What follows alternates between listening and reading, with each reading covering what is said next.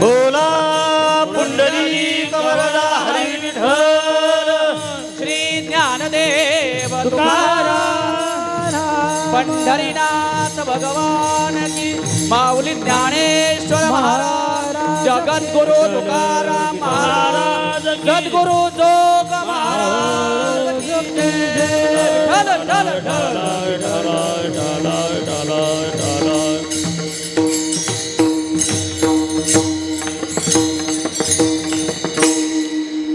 देवतीही बळे धरिला सायासे करुणिया नाश उपाधीचा पूर्वपक्षी धातू धिक्कारिले जन सोये जनार्दन तेची झाली. तुका म्हणे यासी नचले तातडी तुका म्हणे यासी नचले तातडी अनुभवे गोडी येईल कळो पूर्वपक्षी धातू धिक्कारिले जन सोये जनार्दन तेची झाली. विठाला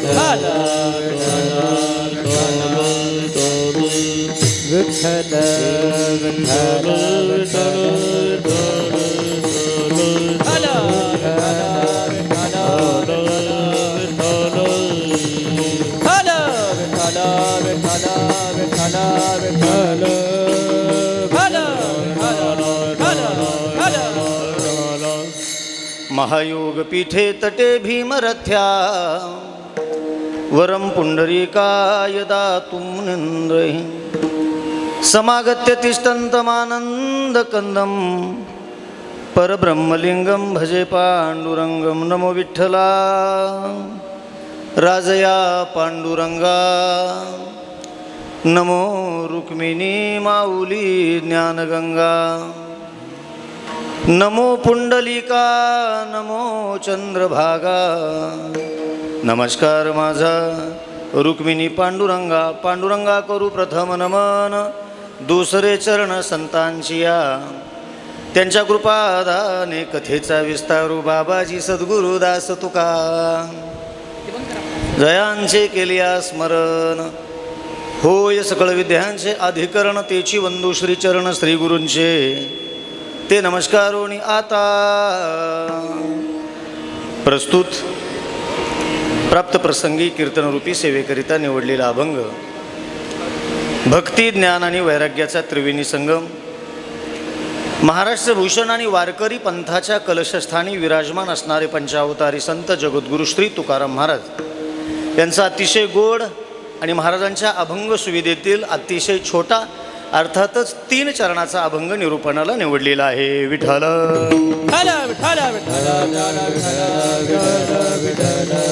प्रस्तुत अभंगामध्ये जगद्गुरु तुकाराम महाराज संत महापुरुषांनी भवसिंधू पार करून परमधामापर्यंत ईश्वराच्या चरणापर्यंत पोहोचण्याकरता स्वतः देवस्वरूप होण्याकरता जनार्दन स्वरूप प्राप्त करून घेण्याकरता कोणत्या साधनांचा अवलंब केला त्याची मीमांसा किंवा त्याचं स्पष्टीकरण या अभंगामध्ये महाराज करतात. कीर्तनाला प्रारंभ करण्यापूर्वी अल्पसा परिहार देणं हे वक्त्याचं कर्तव्य मानलं जातं. या न्यायानं नागपूर भक्ती महोत्सव आणि या भक्ती महोत्सवातील आजच्या 5व्या दिवसाची प्रथम सत्रातली अर्थातच सकाळच्या सत्रातील कीर्तनाची सेवा माझ्या वाट्याला आली. माझं मी परमभाग्य समजतो. कीर्तन सुरू होण्याकरता उशीर झाला आहे. पत्रिकेमधली वेळ आहे 10ची. कीर्तन सुरू करण्याची वेळ ठरली होती 10:30ची, पण त्याच्याही पुढं जवळजवळ 11 वाजता आहेत आणि 11 पासून पुढं 2 तास 1 वाजेपर्यंत कीर्तन करणं म्हणजे ते कदाचित मूर्खाचं लक्षण ठरू शकतं आता. हो, कारण कीर्तनाच्या नंतर भाविकांना प्रसादाची व्यवस्था आहे, लक्षात ठेवा. त्यामुळे वेळेमध्ये कीर्तन सोडणं ही माझी जबाबदारी असल्यामुळं मी अतिशय कमी वेळामध्ये या ठिकाणी तुमच्यासमोर बोलण्याचा प्रयत्न करणार आहे. आज कीर्तनासाठी माझ्यासमोर माझे श्रीगुरू ज्यांच्या कृपा आशीर्वादानं मी वारकरी पंथाची सेवा करू शकतोय किंवा करतोय किंवा करत राहीन, महंत प्रमोदजी महाराज जगताप आदरणीय पूजनीय अण्णासमोर कीर्तनासाठी बसलेले आहेत. माझ्यासाठी ही गोष्ट आनंदाची सुद्धा आहे आणि घामसुद्धा सुटला आहे. म्हणजे या दोन्ही गोष्टी आता तो समतोल राखून मला तुमच्याबरोबर एक तासभर बोलायचं आहे. 25 वर्ष अण्णांच्या कृपाशीर्वादानं सेवा करत असताना 25 वर्षामध्ये गुरुजी 2च कीर्तन अण्णांनी माझी पुढं बसून ऐकलीत. त्यातलं अयोध्यामधल्या आपल्या पारायण सोहळ्यामध्ये अण्णांनी माझं कीर्तन ऐकलं आणि गेल्या वर्षी दुबई कीर्तन महोत्सवामध्ये दुबईमधलं अण्णांनी कीर्तन माझं समोर ऐकलं आणि आत्ता नागपूर भक्ती महोत्सवामध्ये अण्णा कीर्तनासाठी समोर बसलेले आहेत. त्यामुळं एक मला विशेष आज आनंद आहे. परवा दिवशी संतवीर युवक मित्र बंडा तात्या कराडकर आमचे मार्गदर्शक तात्यांनी सांगितलं की जिवंत ज्ञानेश्वरी माझ्यासमोर कीर्तनाला बसलेली आहे. ते जिवंत ज्ञानेश्वरी म्हणजे आमचे सर्वांचे मार्गदर्शक परमस्नेही आदरणीय कोष्टी गुरुजी. काही गोष्टी अशा आहेत,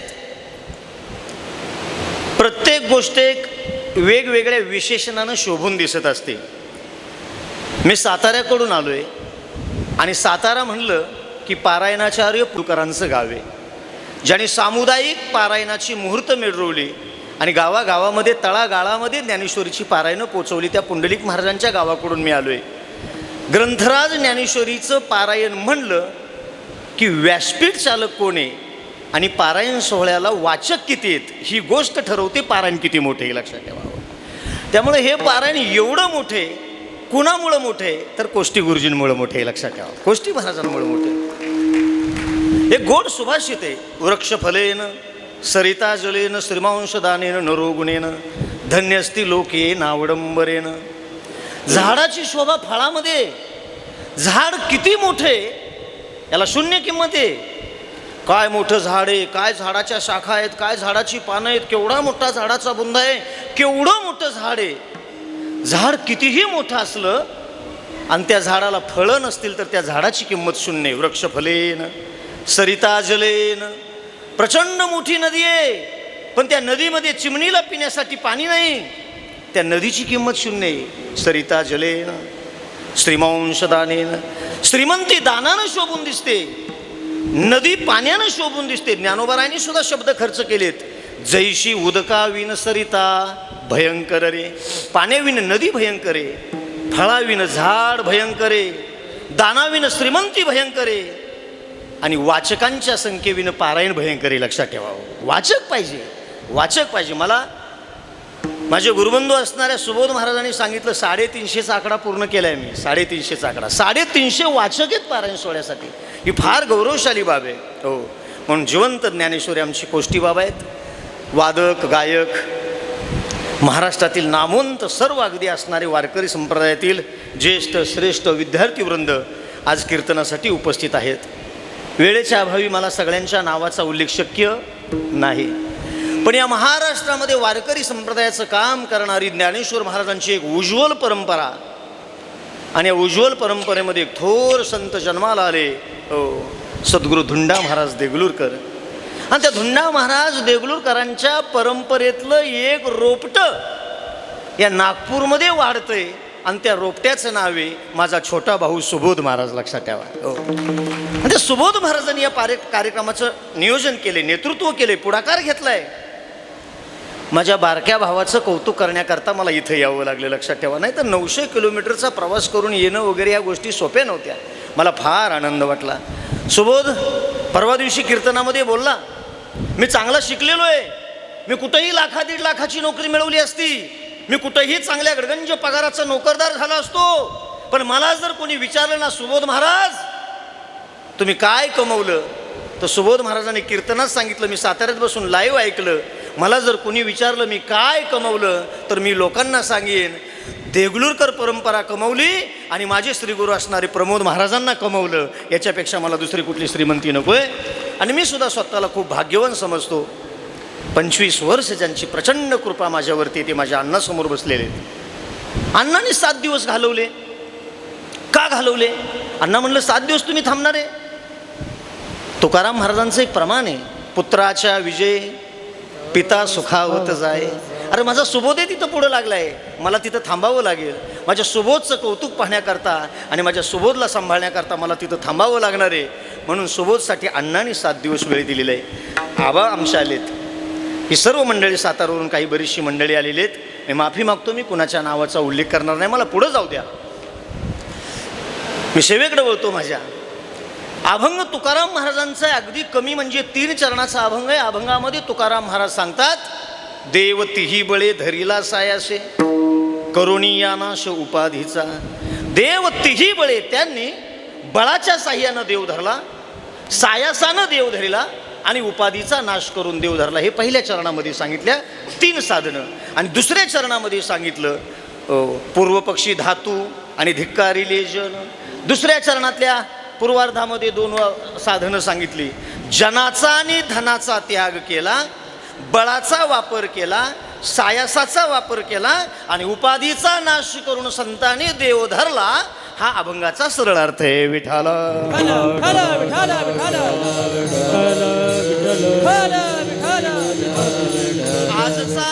आजचा अभंग म्हणजे एक प्रकारे संतांची सेवा आहे, लक्षात ठेवा. आणि संत सेवा केल्याविना भगवंत सुद्धा जवळ करत नाही. नाथ महाराजांनी भागवतामध्ये त्याचं गोड वर्णन केले. त्या संतांची पूजा न करिता जो माझी सेवा करील सर्वदा, तेने मज हानीतल्या लाथा की तो माझ्या घाता प्रवर्तला. तो माझ्याकडून घात घेण्यासाठी प्रवृत्त झालाय. जो संतांना डावलून माझ्याकडे येईल त्याच्यावरती मी कृपा करू शकत नाही. संतांची सेवा हा पहिला मुद्दा आहे. आणि एखादी सगर्भ माता असेल, जिच्या उदरामध्ये एखादं अर्भक वाढत असेल, तर त्या अर्भकाला जेवू घालण्याकरता मातेला जेवण घातलं की अर्भकाचं पोट भरल्या जातं. लक्षात ठेवा. आईला पोटभर जेवण घातलं की अर्भकाला काही स्वतंत्र निमंत्रण देण्याची गरज नाही. माहिलिया धाल धाये गर्वावतन न पाहे, तैसे पूजिता वैष्णव सुखे संतोष ते देव. या धाल धाये गर्वावतन न पाहे, तैसे पूजिता वैष्णव सुखे संतोष ते देव.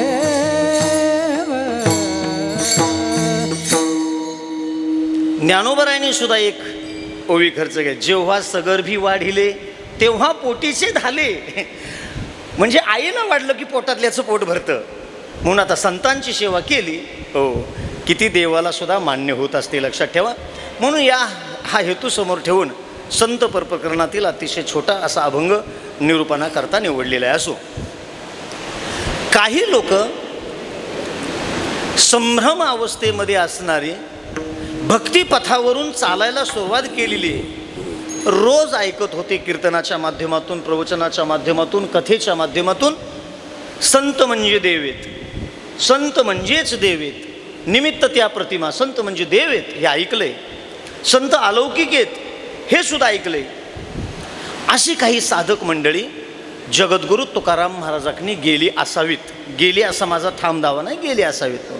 आणि त्यांनी महाराजांना म्हणाला असावं, महाराज अहो देवते संत आमच्या पाठ झाले, संत अलौकिक आहेत आम्हाला माहिती आहे, पण अलौकिक संत आहेत हे जरी मान्य असलं, संतच देव आहेत हे जरी आम्हाला मान्य असलं किंवा तुम्ही सांगत असाल, पण आम्हाला एक सांगा ना, त्या संतांनी देवाच्या प्राप्तीकरता कुठल्या साधनांचा अवलंब केला असेल हो? 5 साधनं सांगितली आणि त्या 5 साधनांपैकी 3 साधनं अभंगाच्या पहिल्या चरणामध्ये. देवती बळे देवती बळे, धरिला सायास धरिला सायास धरिला सायास. देवती बळे देवती बळे देवती बळे, धरिला सायास धरिला सायास धरिला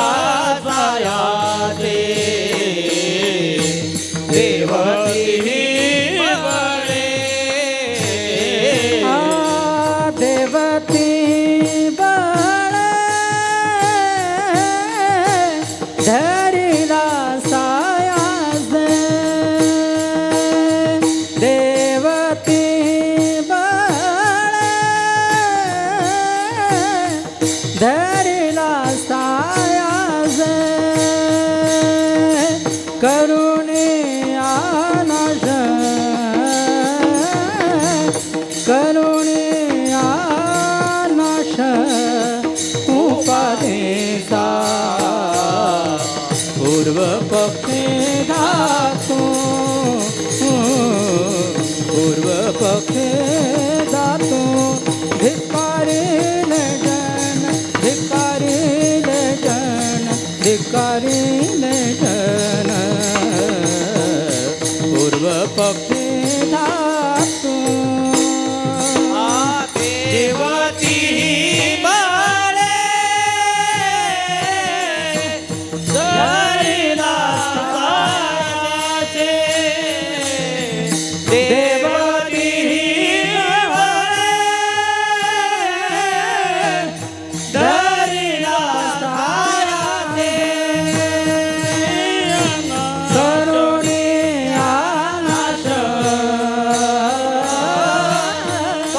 करुणिया नाश उपादेचा पूर्व पक्षी धातू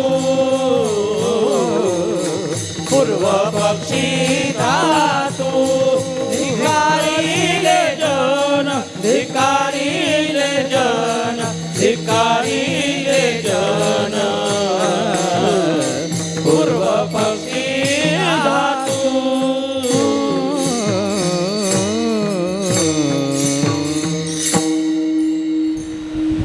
साधकांनी ज्यावेळी तुकाराम महाराजांना विचारलं की संत महापुरुषांनी देवाच्या प्राप्तीकरता कोणत्या साधनांचा वापर केला असावा, त्यावेळी त्या साधकांच्या शंकेचं समाधान करण्याकरता जगद्गुरू तुकाराम महाराजांनी अभंगाच्या पहिल्या चरणामध्ये 3 साधनं सांगितली. देवतीही बळे धरिला, देवतीही सायाशे धरला आणि देवतीही उपाधीचा नाश करून धरला. विठाल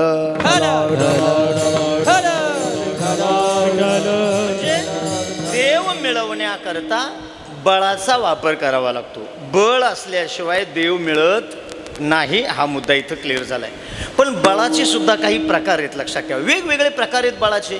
त्यातले मुख्य 2 प्रकार आहेत. एक व्यावहारिक बळ आहे आणि एक पारमार्थिक बळ आहे.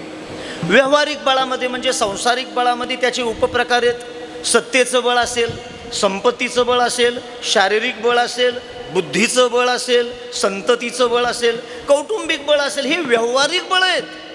पण ही व्यावहारिक बळ ईश्वर प्राप्तीकरिता उपयोगी येत नाहीत. या उलट पक्षी ही बळ सत्ता, संपत्ती, संतती, बुद्धी, शारीरिक बळ ही बळ भगवंतापासून दूर घेऊन जातात. लक्षात ठेवा. सत्ता संपत्तीचं जर बळ असेल, शारीरिक बळ असेल, एखादा मोठा पैलवान आहे, पैलवान असेल, तो त्याच्या प्रतिस्पर्ध्याला लाल मातीमध्ये किंवा मॅटवरती स्पर्धेमध्ये चित करू शकतो, तो त्याच्यावरती विजय मिळवू शकतो. पण देव मिळवेलच अशी काय खात्री, देवाला मिळवेलच अशी खात्री नाही. ही बळं कामाला येत नाहीत, उलट भगवंतापासून दूर घेऊन जातात, पाशामध्ये अडकवतात. जगामध्ये 7 प्रकारचे पाश आहेत. भ्रांती माझी सप्तपाश, अहमदारा पुत्रपाश, स्वजनग्रह द्रव्यपाश आणि आशापाश 7वा. 7 प्रकारचे पाश आहेत. त्यातला मुख्य पाश आहे अहमपाश. व्यावहारिक बळाची पावर जर निर्माण झाली तर माणूस अहंकारामध्ये अडकतो आणि अहंकारामध्ये अडकलेला माणूस ईश्वराच्या जवळ जाऊ शकत नाही. विठाल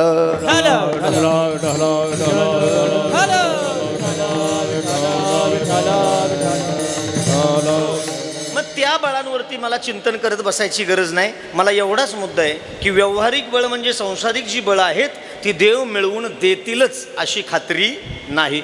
मग महाराज बळाचा वापर करायला तुम्ही सांगताय आणि बळं तर देव मिळवून देत नाहीत असंही तुम्ही म्हणताय. मग नेमका कुठल्या बळाचा वापर करायचा? शास्त्रकार सांगतात बळाचाच वापर करायचा. पण सगळ्यात त्यातलं पहिलं बळ कुठलं असेल तर साधकाला विवेकाचं बळ पाहिजे. बळ नंबर 1 विवेकाचं बळ पाहिजे. बळ नंबर 2 वैराग्याचं बळ पाहिजे. बळ नंबर 3 त्या साधकाकडे योगाचं बळ पाहिजे. आणि सगळ्यात महत्त्वाचं कळस म्हणजे त्या साधकाकडं शुद्ध भावाचं बळ पाहिजे. विठ्ठल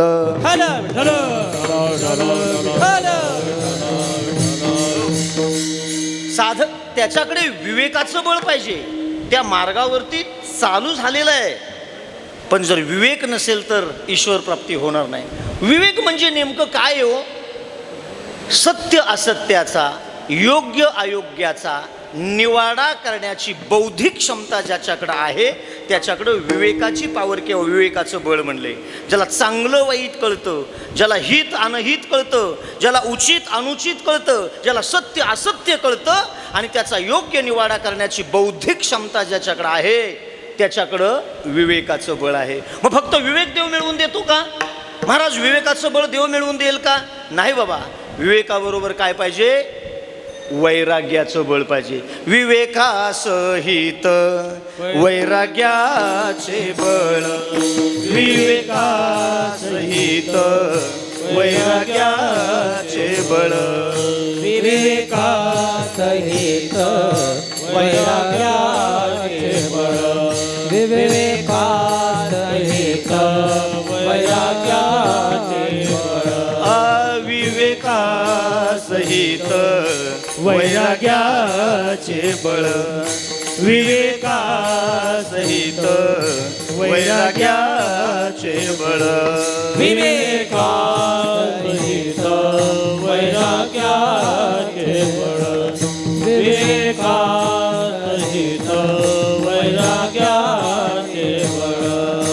धगधगीत ज्वाळ अग्नी जैसा, धगधगीत ज्वाळ अग्नी जैसा, विवेकासहित वैराग्याचे बळ, विवेकासहित वैराग्याचे बळ. धगधगीत ज्वाळ अग्नी जैसा, धगधगीत ज्वाळ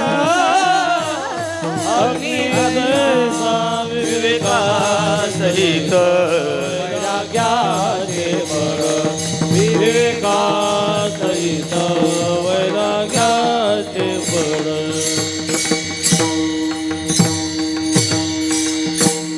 विवेकाबरोबर वैराग्य असणं गरजेचं आहे देव मिळवण्याकरता.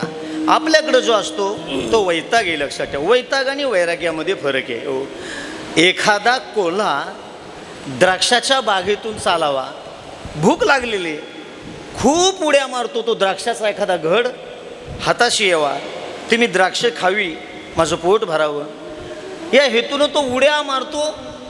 द्राक्षाचा घड काय त्याच्या हाताला लागत नाही, कंटाळतो, वैतागतो. आंबट असतील, आजारी पडलो तर कशाला उगाच खा, हा वैताग आहे. वैतागून निघून, ते वैराग्य नाही. प्राप्तीकरता प्रयत्न केले आणि प्रयत्न करूनही हाताशी काय लागलं नाही म्हणून वैतागून बाजूला होणं, वैताग येतो, वैराग्य नाही. लक्षात ठेवा. वैराग्य एखाद्या विषयाची उपलब्धी असताना सुद्धा, भोगाचे विषय समोर उपलब्ध असताना सुद्धा त्या भोगाच्या विषयासंबंधी मनामध्ये अनासक्त भावना असते, विरासक्त भावना असणे, याला वैराग्य असे म्हणतात. विठ्ठल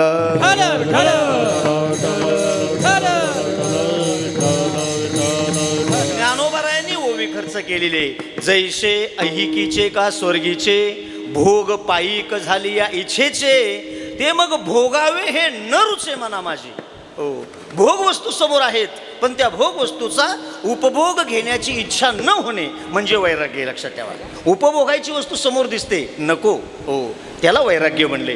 मिळत नाही म्हणून, उपलब्ध करण्याचं सामर्थ्य नाही म्हणून त्याचा त्याग करणं, त्याला वैताग म्हणतात. लक्षात ठेवा. ताट मांडलेलं असताना नको, तो वैराग्य. लक्षात. याच्यावरती फाटे फोडायचे नाहीत, खरं तर पुढे जायचंय, कारण गुरुदेवाने सांगितलंय 12:05 ते 12:10. त्यामुळे त्याच वेळेमध्ये जर राहिली 20-25 मिनटं, जास्त वेळ घेणार नाही तुमचा. विवेकासहित वैराग्याचं बळ अतिशय महत्वाचं आहे. विवेक झाला, वैराग्य झालं, याच्याबरोबर काय पाहिजे? योगाचं बळ पाहिजे. योग चित्तवृत्ती निरोध. हा योग काय करतो तर चित्तवृत्तीचा निरोध करतो. योग काय करतो तर मन स्थिर ठेवण्याचं काम करतो. विवेक पाहिजे, वैराग्य पाहिजे आणि त्याच्याबरोबर मन स्थिर पाहिजे. एवढ्यावरती देव मिळेल का? नाही. अजून एक महत्त्वाचं बळ राहिले, ते भावाचं बळ ज्ञानोबारायांनी हरिपाठामध्ये सांगितलं. भाव बळे आकळे रवी नाकळे आवळे आकडे नाक भाव बळे आकळे रवी नाकळे भाव बळे आकडे रविनाथ करतळे आवळे दैसा हरी करतळे आवळे दैसा हरी करतळे आवळे तैसा हरी. करतळे आवळे तैसा हरी. भाव बळे आकळे रवी नाकळे भाव बळे आकडे रविनाथ. भाव बळे आकळे रवी नाकळे भाव बळे आकडे नाकळे करतळी आवळे दैसा हरी करतळी आवळे दैसा हरी करतळी आवळे दैसा हरी करतळी आवळे दैसा हरी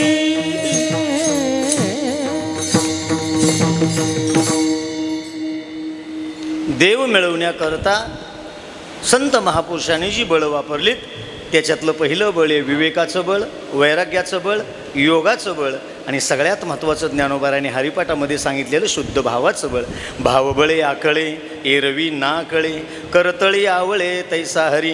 किंवा अजून एखादं प्रमाण हरिपाठामधलं देता येईल. गुरुविन अनुभव तैसा कळे गुरुविन अनुभव कैसा कळे गुरुविन अनुभव कैसा कळे गुरुविन अनुभव भावे विना देव न कळली संदेह गुरु विना अनुभव कैसा कळे गुरु विना अनुभव कैसा न कळली संदेह गुरु विना अनुभव कैसा कळे गुरु विना अनुभव कैसा कळे. भावेविन देव न कळे एवढाच मुद्दा घ्या. भावेविन देव न कळे किंवा मगाशी सांगितलेलं प्रमाण भावेविन भावबळे आकळे एरवी ना कळे करतळी आवळे तैसा हरी. शुद्ध भावाशिवाय ईश्वर प्राप्त होत नाही. म्हणून देव मिळवण्याकरता बळांचा वापर केला जातो आणि देव मिळवण्याकरता ज्या बळांचा वापर केला ती बळं आपण या ठिकाणी मांडलेली आहेत. मला आता भावाच्या बळावरती जर बोलायचंच झालं तर कितीही बोलता येईल. शुद्ध भावाच्या बळावरती कोण्या संतांनी कधी कधी कुठल्या प्रसंगी देवाला प्राप्त करून घेतलं याच्यावरती खूप असं चिंतन करता येईल. पण तिथं न थांबता मला पुढं जायचं आहे. पहिला मुद्दा आत्तासा क्लिअर झाला की देव मिळवण्याकरता बळाचा वापर करावा लागतो. आणि दुसरा मुद्दा असा आहे देव मिळवण्याकरता सायासाचा वापर करावा लागतो. सायास पाहिजे हो. आपण सायास करतो पण भौतिक सुखांकरता सांसारिक गोष्टीच्या उपलब्धीकरता आपण सायास करतो. हरिपाठामध्येच त्याचं चिंतन आलंय. हो सायासे करीशी प्रपंच दिननिशी. दिननिशी म्हणजे दिवस रात्र सांसारिक सुखाच्या प्राप्तीकरता आपण सायास करतो पण ईश्वराच्या प्राप्तीकरता सायास करत. मग महाराजांनी इथं सायास करायला सांगितलेत. सायास केल्याशिवाय देव नाही, लक्षात ठेवा. मग आता कुणी जरी असला तर सायास पाहिजेच. एखादा जंगलचा राजा म्हणून घेणारा सिंह जरी असला तरी त्याला 2-4 उड्या मारल्याशिवाय त्या हरणाच्या किंवा सशाच्या किंवा सावजाच्या शिकारीच्या मागं पळाल्याशिवाय त्याला शिकार मिळत नाही. आयती शिकार जंगलचा राजा सिंह आहे म्हणून त्याच्या तोंडामध्ये हरिण येऊन आयता प्रवेश करत नाही. हो एक श्लोक हे सुभाषित आहे. विठ्ठल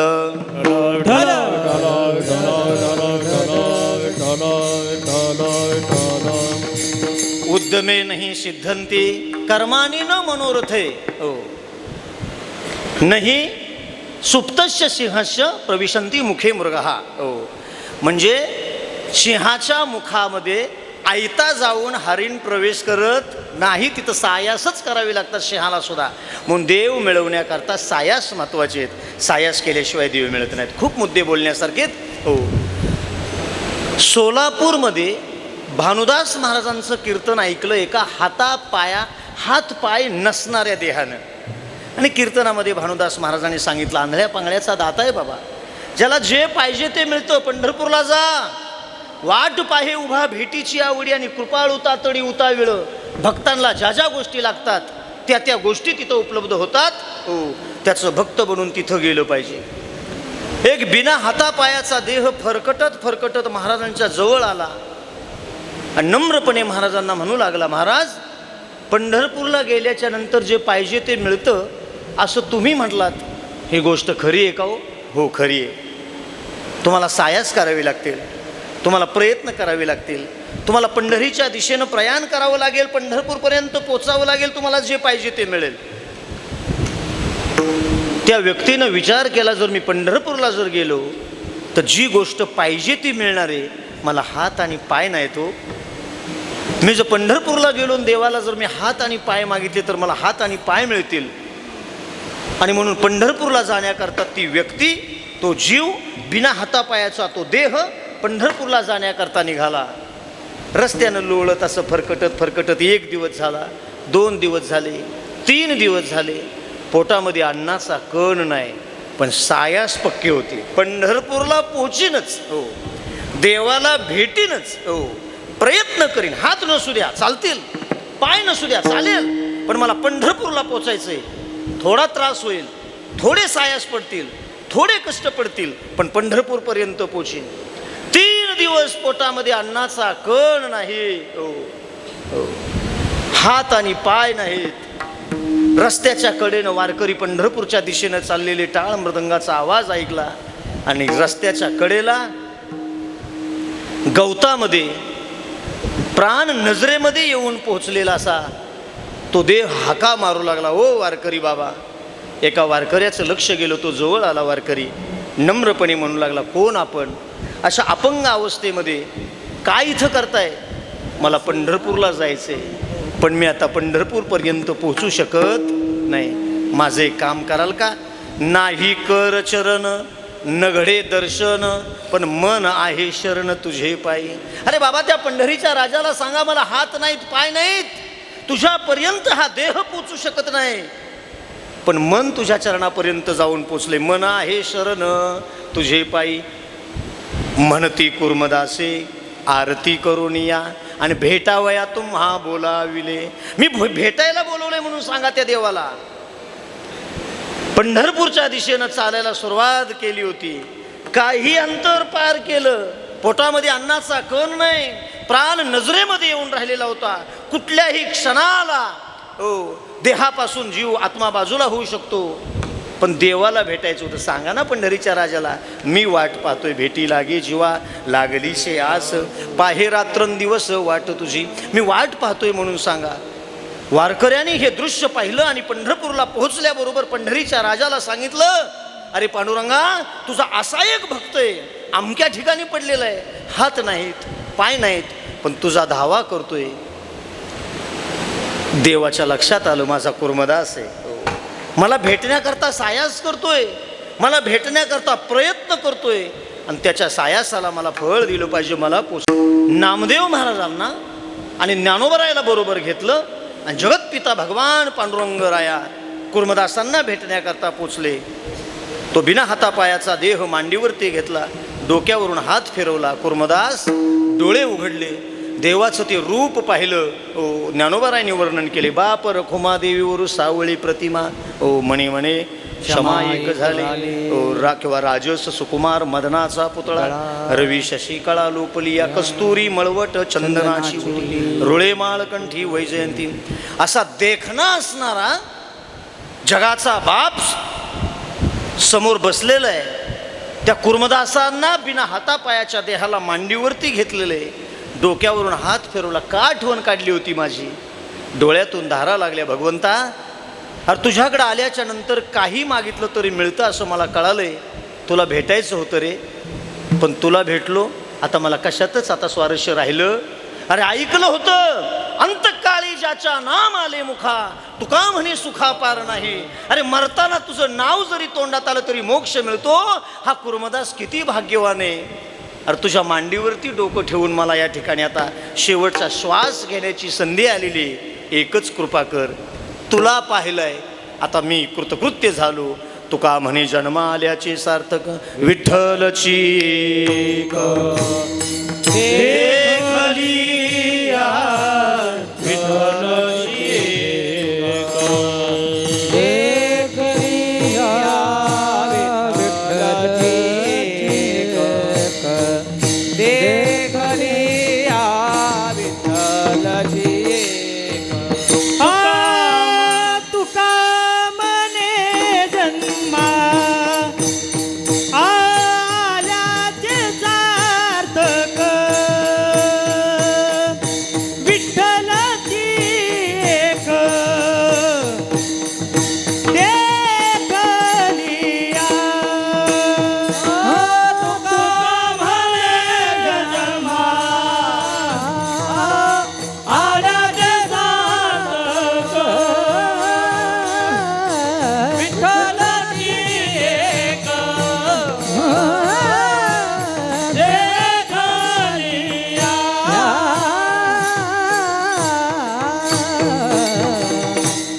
देव मिळवण्याकरता सायास गेले आणि देव पंढरपूर सोडून कुर्मदासांना भेटण्याकरता आला. तुकोबराय करतात बळाबरोबर सायास सुद्धा महत्वाचे आहेत. याच्यापेक्षा जर उदाहरण द्यायचं झालं तर पंढरपूर निवासी असणारे शिंपी समाजातील संत श्रेष्ठ नामदेव महाराज, दामाजी पंत गोनाई आईसाहेब आहेत.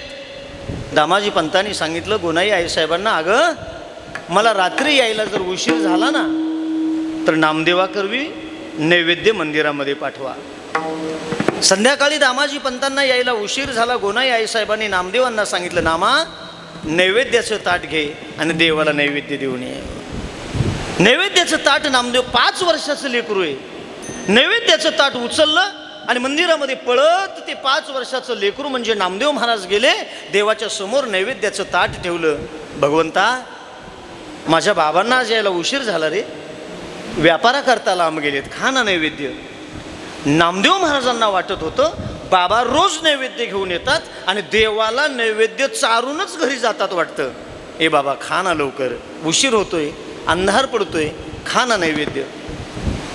हालचाल काहीच नाही. देवा खा ना नैवेद्य. अरे बाबा आज येऊ शकणार नाही, तू उपाशी राहशील, खा ना नैवेद्य. विनंती केली, केशवा माधवा गोविंदा गोपाळा, जेवी तू कृपाळा पांडुरंगा, अच्युता वामना दशरथ नंदना. ए केशवा, ए माधवा, ए गोविंदा गोपाळा, नैवेद्य खा रे बाबा, तुला खावाच लागेल नैवेद्य. हालचाल काहीच नाही. सायास करू लागले, तुला खावा लागेल, प्रयत्न करू लागले, विविध प्रकारे देवाला साकडं घालू लागले. 5 वर्ष वय अवघं, देवा खा ना नैवेद्य. प्रचंड सायास करून झाले, देव नैवेद्य खात नाही. ही गोष्ट 5 वर्षाच्या लेकराच्या म्हणजे नामदेव महाराजांच्या लक्षात आली. त्यावेळी देवाला सांगितलं, ए देवा, तुला नैवेद्य खावा लागेल. जर नैवेद्य खाल्ला नाहीस ना, तुझ्या चरणावरती डोकं आपटून प्राण सोडीन. आणि डोकं आपटण्याकरता नामदेव महाराज पुढं गेले. हो, ऐसी ग्लानी करता विठ्ठल पावला, ऐसी ग्लानी करता विठ्ठल पावला, ऐसी ग्लानी करता विठ्ठल पावला, ऐसी ग्लानी करता विठ्ठल पावला. नैवेद्य जेवला, नैवेद्य जेवला, नामयाचा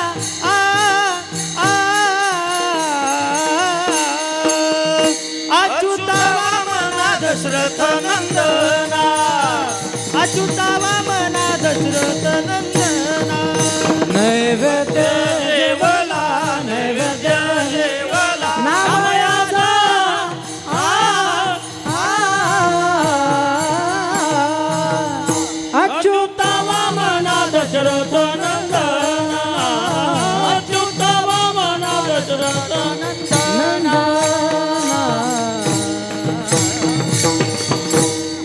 देवा तुला नैवेद्य खावा लागेल, प्रयत्न केले, खावाच लागेल, डोकं आपटून घेईन, प्राण सोडून तुझ्या चरणाजवळ खावाच लागेल.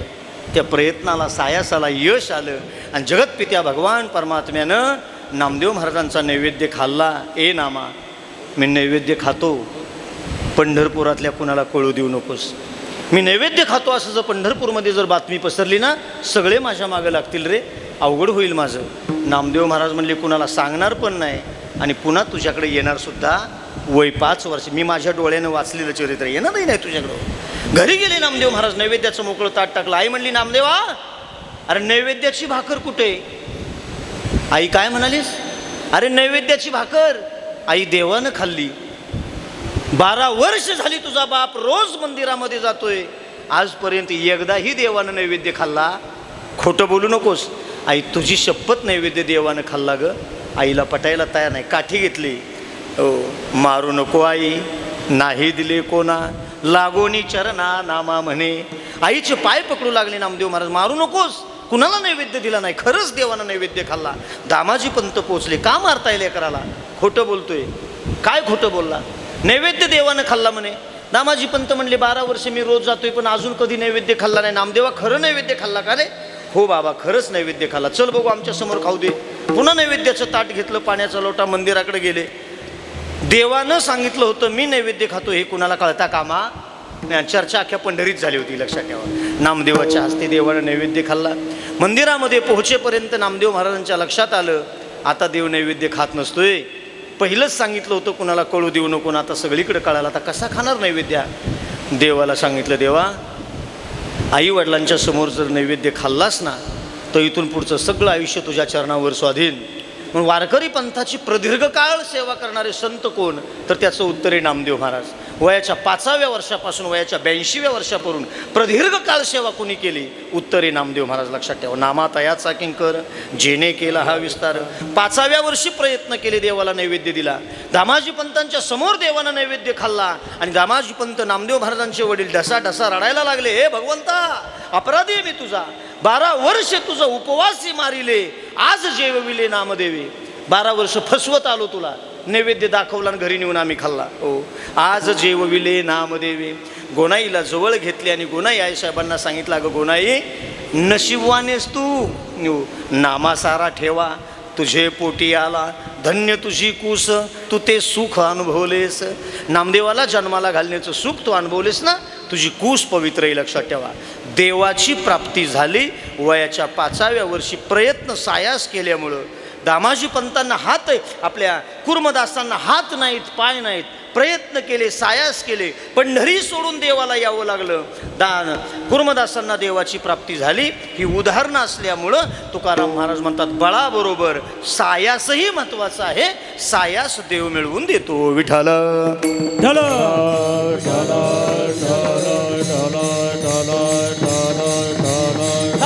आणि पहिल्या चरणातला सगळ्यात शेवटचा महत्त्वाचा मुद्दा म्हणजे उपाधीचा नाश. उपाध्या सोडल्या पाहिजेत. हो हो, म्हणजे उपाधी, तुका म्हणे आम्ही उपाधी वेगळे, किंवा साधकाची दशा असावी उदास, उपाधी नसावी अंतर्बाह्य. उपाधी वेगळा, उपाधी वेगळा, उपाधी वेगळा, उपाधी वेगळा. तुका राहिला सोवळा, तुका राहिला सोवळा, तुका राहिला सोवळा, तुका राहिला सोहळा, तुका राहिला सोहळा.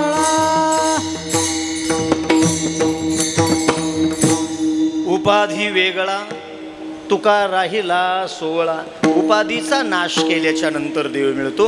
आता बळाच्या साह्यानं, सायासाच्या साह्यानं आणि उपाधीचा नाश करून देव मिळतो. हे पहिल्या चरणामधले 3 मुद्दे झाले. राहिलेले 2 मुद्दे अभंगाच्या दुसऱ्या चरणात. पूर्व पक्षी तू धिक्कारिले जन, पूर्व पक्षी तू धिक्कारिले जन, पूर्व पक्षी तू धिक्कारिले जन, पूर्व पक्षी धातू धिक्कारी पूर्व पक्षी धातू धिकारीले जन पूर्व पक्षी धातू धिकारीले जन पूर्व पक्षी धातू धिक्कारीले पूर्व पक्षी धातू धिकारीले जन स्वये जनार्दन तेची झाले स्वये जनार्दन तेची झाले पूर्व पक्षी धातू धिकारीले जन पूर्व पक्षी धातू धिकारीले जन स्वये जनार्दन तेची झाले स्वये जनार्दन तेची झाले पूर्व पक्षी धातू धिक्कारीले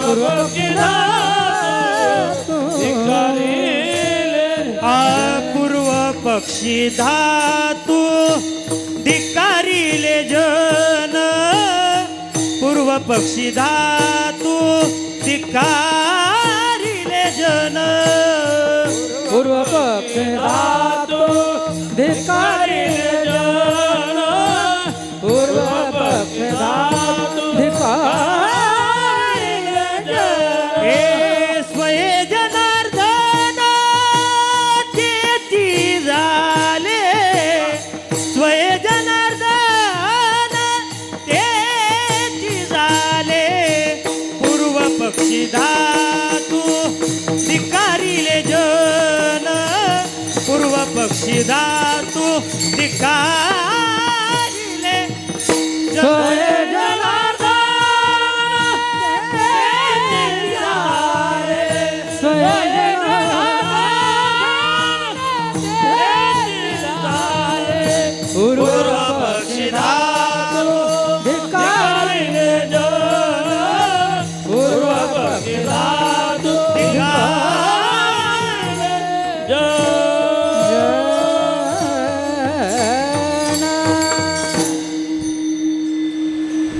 बळ सायास आणि उपाधीचा नाश पहिल्या चरणामध्ये आणि दुसऱ्या चरणामध्ये धातू म्हणजे धन आणि जन धनाचा आणि जनाचा त्याग तुकाराम महाराजांनी सांगितलंय. संत महापुरुषांनी जन आणि धनाचा त्याग केलाय. आता धन त्याग करणं एवढं सोपं नाही. कुणीही धनाचा त्याग करत नाही, लक्षात ठेवावं. द्रव्याची या मागे कळीकाळाचा लाग म्हणून या संघ खोटा त्याचा. द्रव्यापायी काय काय भानगडी झालेल्या आहेत याच्यावरती स्वतंत्र अख्खं 2 तासाचं कीर्तन होईल. आपल्याला अनेक प्रसंग या माध्यमातून सांगता येतील. म्हणून द्रव्याचा त्याग करावा. छत्रपती शिवाजी महाराजांना तुकाराम महाराजांच्या असणाऱ्या परिस्थितीची जाणीव झाली.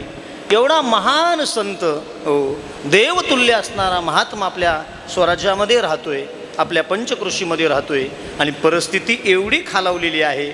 हा हेतू मनात ठेवून त्यांचं अंतःकरण द्रवलं छत्रपती शिवाजी महाराजांचं आणि हिरे मोती माणिकाचं तबक भरून तुकोबारायांकरता पाठवलं. तुकोबारायांना ते द्रव्य देऊ केलं. महाराज, तुमची गरज आहे समाजाला, तुम्ही ह्या द्रव्याचा स्वीकार करा, तुम्ही सधन व्हा आणि सधन झाला की तुम्हाला काम करायला अजून बळ मिळेल. तुकाराम महाराज म्हणले, या द्रव्यानं सधन होण्यापेक्षा मी म्हणजे हे द्रव्य मला कदापि सधन करू शकत नाही, कारण त्याच्यामध्ये कळीकाळाचा लाग आहे. हे पटवून देण्याकरता अभंग साहित्यामध्ये त्याच्या नोंदी आहेत. तुमचे एरवित्त धन ते मज मृत्तिके समान किंवा माणिक पाषाण खडे जैसे. माणिक पाषाण खड्यासारखं आहे. द्रव्य आम्हाला सोने रुपये आम्हा मृत्तिके समान, आम्हाला याच्यामध्ये समाधान नाही.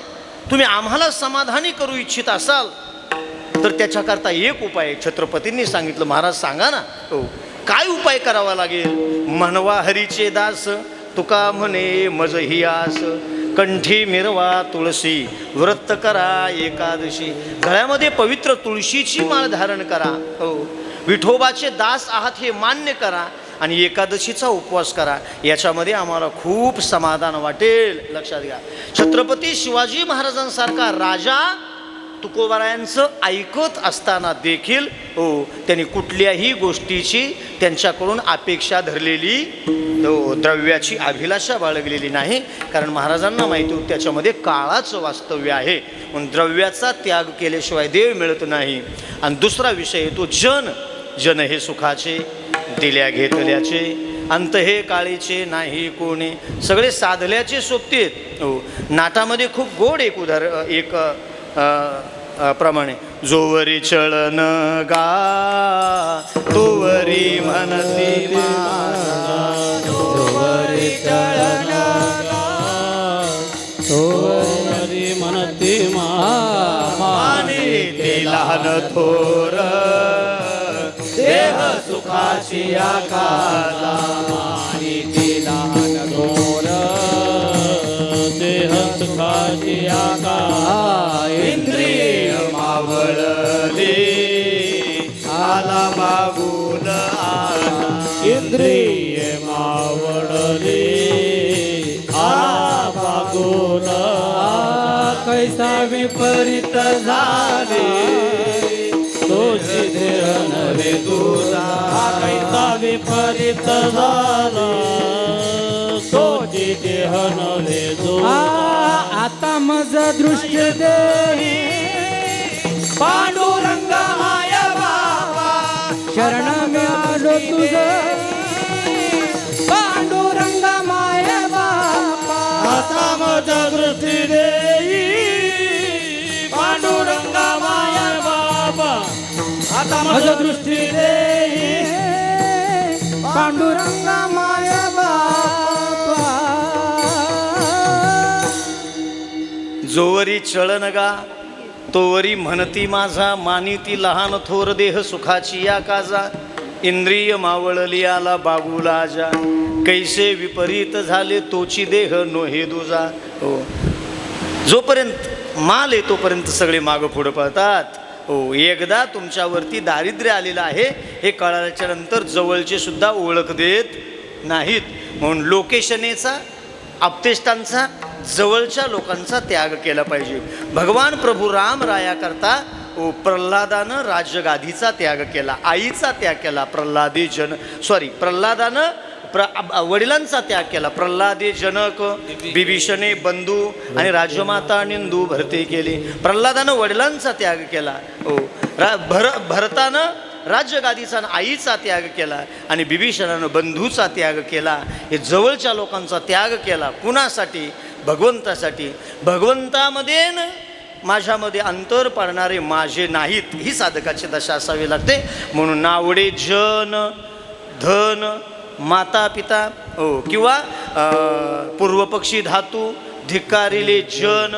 बघा आता पुन्हा ऐका, मी अगदी वेळेत 5 ते 10 मिनिटात संपवणार आहे. पहिल्या चरणामध्ये बळ, सायास, उपाधीचा नाश. दुसऱ्या चरणामध्ये जन आणि धन या 5 साधनांचा वापर केला. फायदा काय झाला? सोयी जनार्दन देशी झाले सोयी जनार्दन, तेचे झाले स्वय जनार्दन, तेचे झाले स्वय जनार्दन. पूर्व पक्षी धातू धिक्कारिले जन,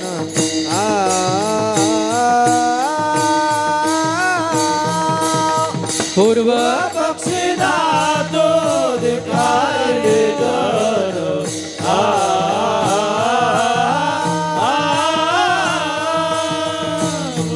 पक्षी धातू धिक्कारिले जन,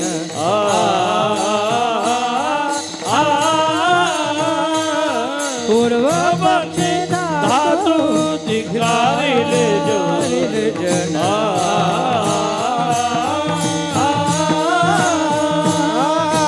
स्वये जनार्दन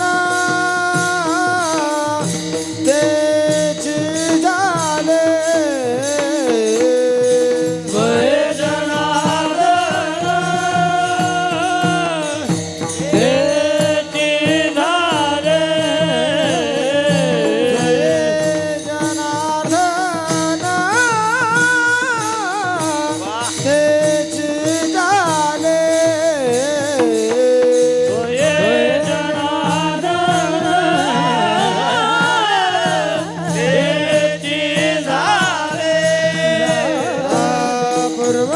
धातू धिकारिले जन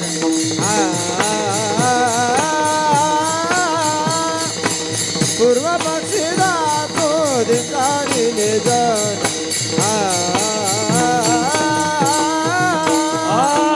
पूर्व पक्षी धातू धिकारिले जन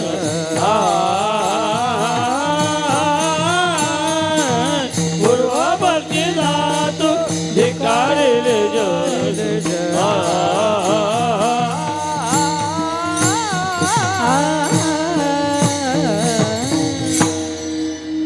याचा फायदा या 5 साधनांचा अवलंब केलेल्याचा फायदा काय झाला तर सोये जनार्दन तेची झाले पूर्वपक्षी धातू धिक्कारिले जन आणि सोये जनार्दन तेची झाले विठोबार कोमाय ठोकार कोमाये ठोकार कोमाये विठोबार कुमाय ठोकार विठोबार कुमाय विठोबार कुमाय ठोकार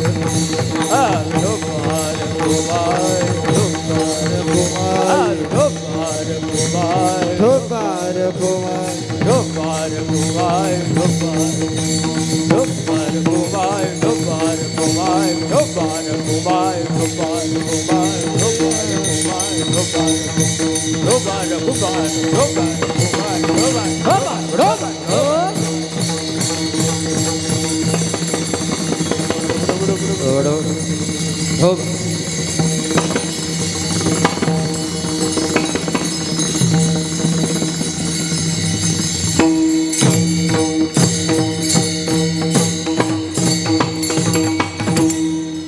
पूर्वपक्षी धातू धिक्कारिले जन आणि सोये जनार्दन तेची झाले ते स्वतः देवपदाला जाऊन पोचले या 5 साधनांचा अवलंब केल्यामुळं पुढं महाराज सांगतात आम्ही सुद्धा मग ही साधनं अवलंबलेली आहेत हो हो आम्ही सुद्धा विवेक आहोत नावाचे नव्हे हो आता मी सुद्धा माझं नाव प्रवीण आहे पण गायनामध्ये अजिबात प्रवीण नाही कधी कधी ते नाव त्या उपाधीला कलंक ठरू शकतं लक्षात ठेवा पण नावाचं असून चालत नाही लक्षात ठेवा आम्ही या सगळ्या आम्ही सुद्धा 25 वर्ष झाली पारायण करतोय आम्ही सुद्धा रोज संध्या करतो रोज आम्ही हरिपाठ करतो आम्हाला अजून या गोष्टींची प्राप्ती झालेली नाही महाराज म्हणले अरे बाबा हे असं करून चालत नाही त्याच्याकरता वाट पाहावी लागते आणि ती गोडी अनुभवातून कळून येते तुका म्हणे येथे नतले तातळी तुका म्हणे येथे नतले तातळी तुका म्हणे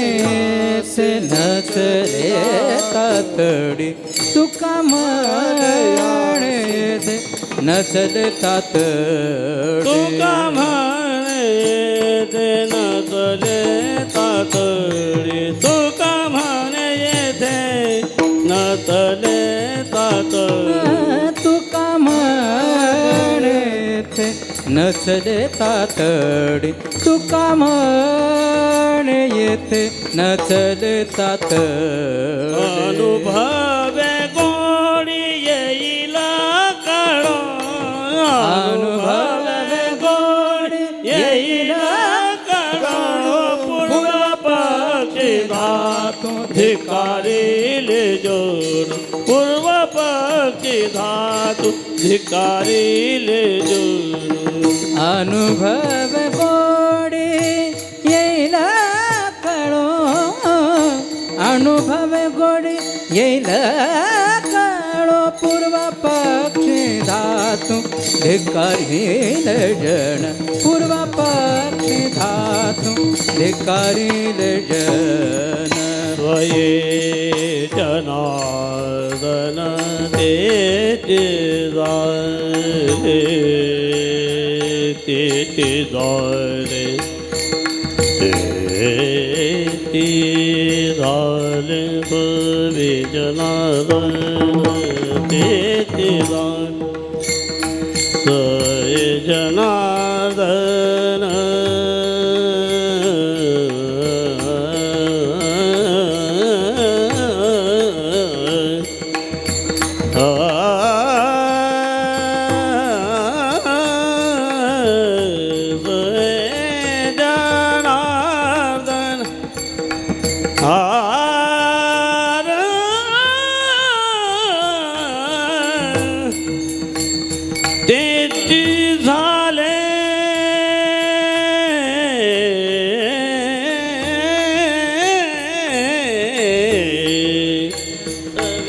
स्वय जनार्दन तेचे झाले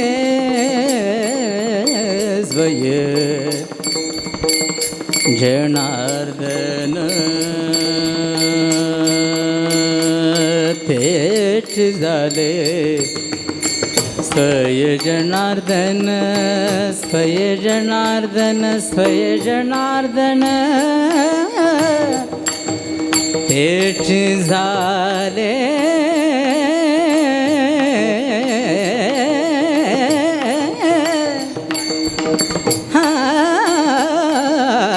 स्वय जनार्दन तेच झाले स्वय जनार्दन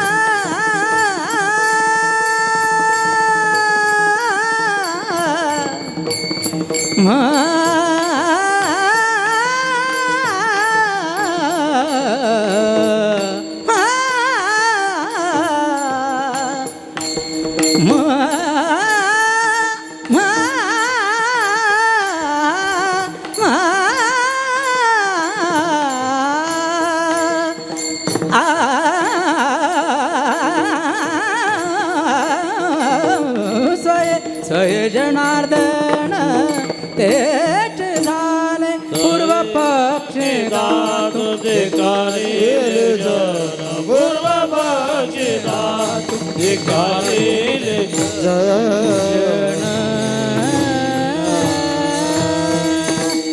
तुका म्हणे यासी नचले तातडी आणि प्राप्त काळ घडी आल्या विना तुका म्हणे यासी नचले तातडी अनुभवे गोडी येईल कळो पूर्वपक्षी धातू धिक्कारिले जन स्वये जनार्दन तेची झाले. अभंगाचा सुंदर असा म्हणजे अर्थ तुमच्यासमोर ठेवण्याचा प्रयत्न केलेला आहे. माझ्या बुद्धीनुसार गुरुजनांच्या मुखातून ऐकलेल्या चिंतनांच्या माध्यमातून तुमच्यासमोर मी ठेवण्याचा प्रयत्न केला.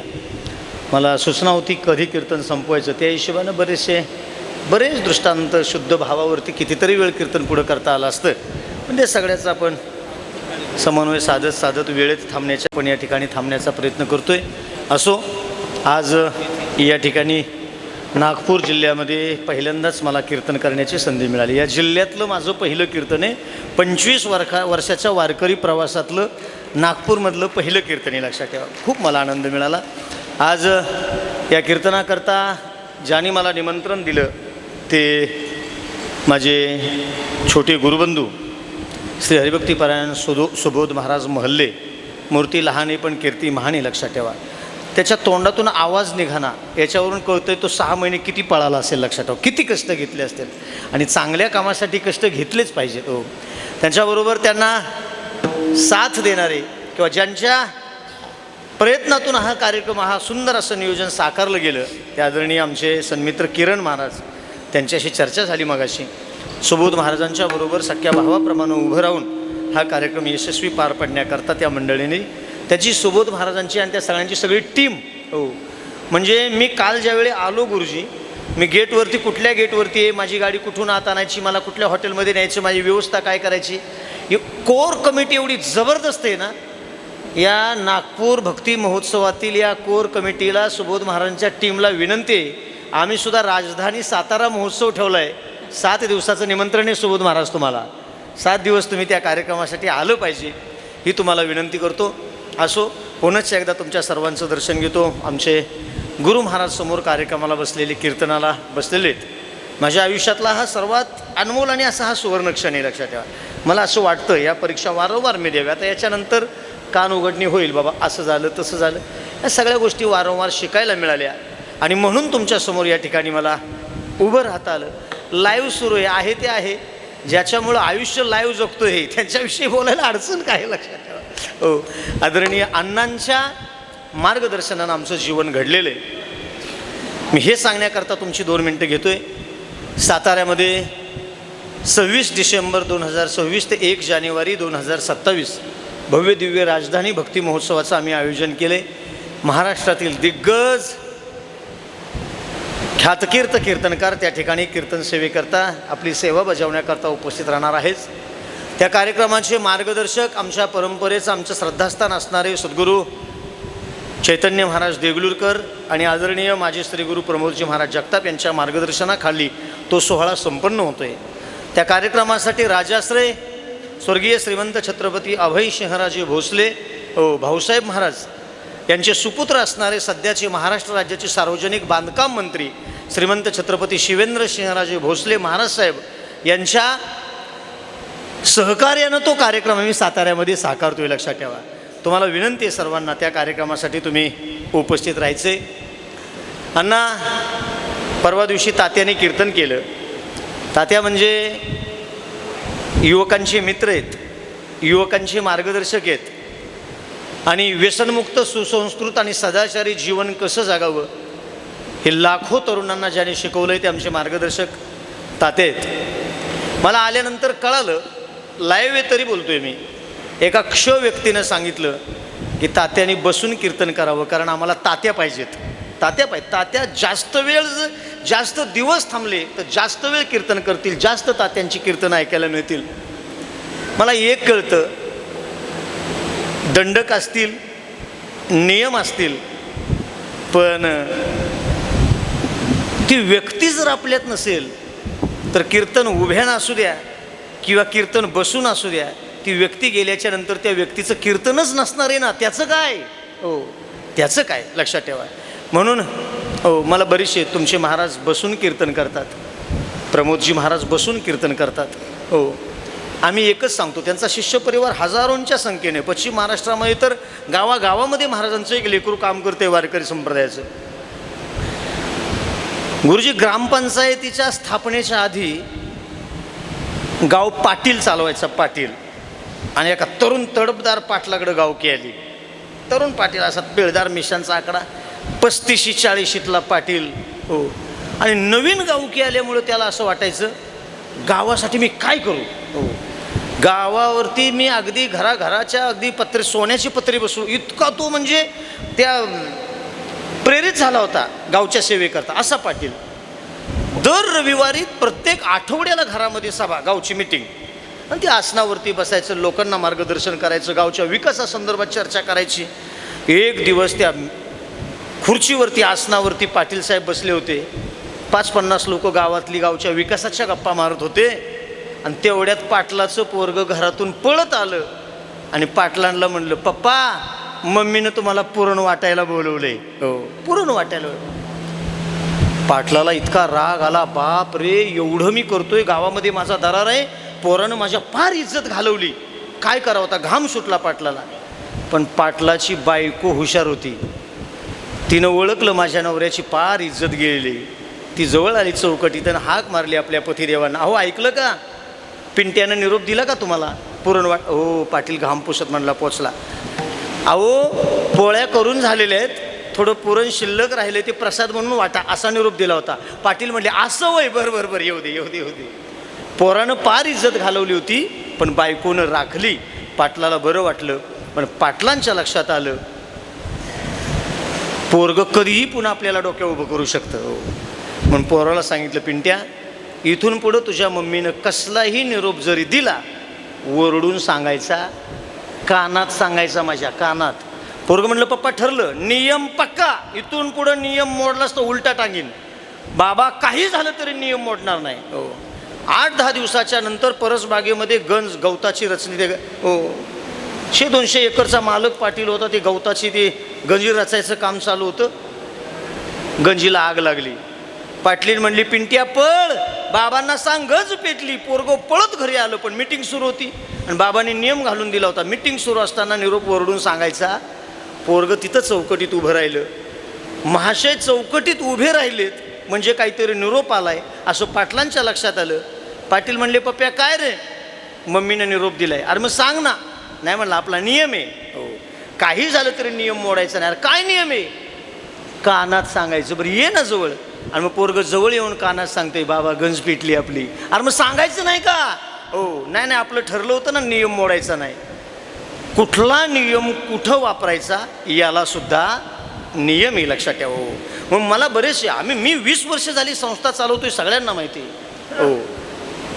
महाराष्ट्रातली पहिली वारकरी शिक्षण संस्था आहे. क्षेत्राचं ठिकाण सोडून, क्षेत्राचं आळंदी, पंढरपूर, पैठण, देहू सोडून महाराष्ट्रातली पहिली 21 वर्ष झालं वारकरी शिक्षण संस्था सुरू आहे. हजारो कीर्तनकार, हजारो वादक, हजारो गायक महाराष्ट्रभर काम करतायत. तुम्ही सौरभ महाराजांचा मृदंग ऐकताय, रिंकेश महाराजांचं गाणं ऐकताय, आता रवी महाराजांनी चाल म्हणली, अक्षय महाराज आहेत, तिकडं राहुल महाराज आहेत. हजारो विद्यार्थी महाराष्ट्रभर काम करतायत.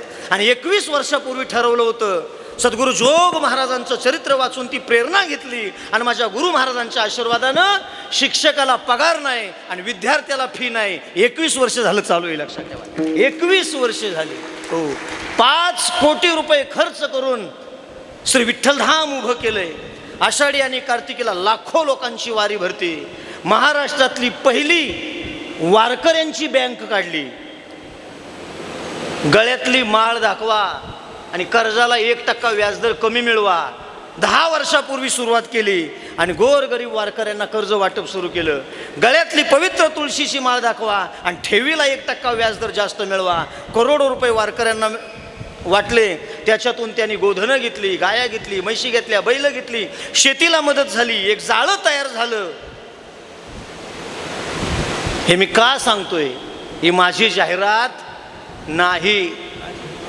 ज्यांनी करून आता मंदिरं पडत आलीत ती सुद्धा रोज सांगतात. हो, मी तर कधीच सांगत नाही. 21 वर्ष झाले, अजून पावती पुस्तक सुद्धा छापलं नाही. पावती पुस्तक नाही आमच्या संस्थेचं. फक्त एकच पहिल्यांदा या नागपूरमध्ये आलोय म्हणून सांगतोय. एकदा जर पश्चिम महाराष्ट्रामध्ये राजधानी साताऱ्यामध्ये आला ना, तर महाबळेश्वरच्या पायथ्याला क्षेत्र आंबेघर नावाचं गाव आहे. हो, सद्गुरू धुंडा महाराजांच्या परंपरेतील एक शाखा त्या ठिकाणी अतिशय चांगल्या पद्धतीनं वारकरी संप्रदायाचं काम करते. एकदा अवश्य भेट द्या, एवढीच सगळ्यांना विनंती करून या ठिकाणी माझ्या लांबलेल्या वाणीला पूर्णविराम देतो. ज्ञानेश्वर माऊली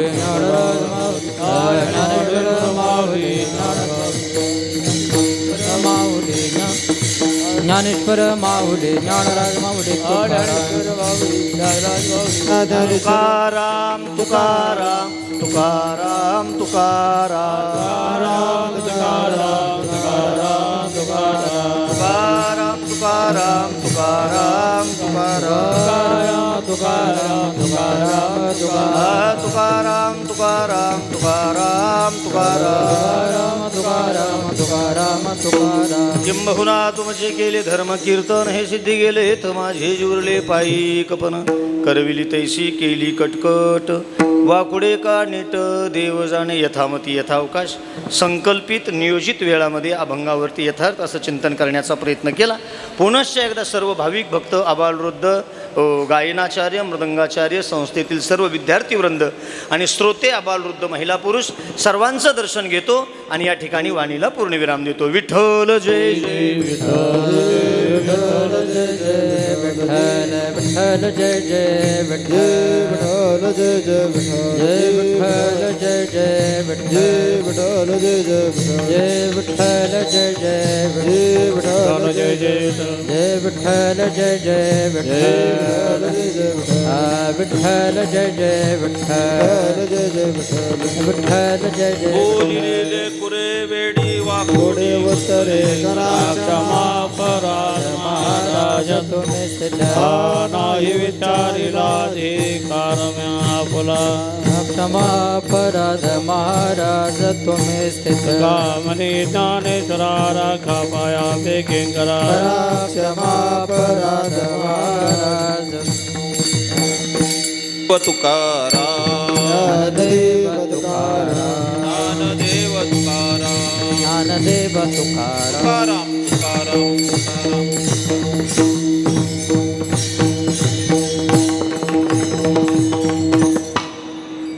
सर्व टाळकऱ्यांनी खाली बसा. आहात तिथेच एक 5-10 मिनटं आपण बसावं. आहे तिथंच बसा.